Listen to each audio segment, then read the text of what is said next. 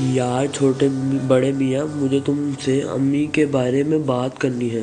بتاؤ آخر بات کیا ہے؟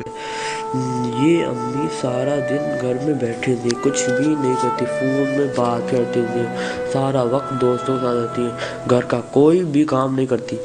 ہاں یار، بڑے میاں، چھوٹے میاں، میں نے تم لوگوں کی ساری باتیں سن لی۔ میں کچھ نہیں کرتی، سارا دن تم کام کرتے تھے، ٹپیاں مارتے تھے۔ اب تم لوگوں کی خیر نہیں، دروازہ کھولو۔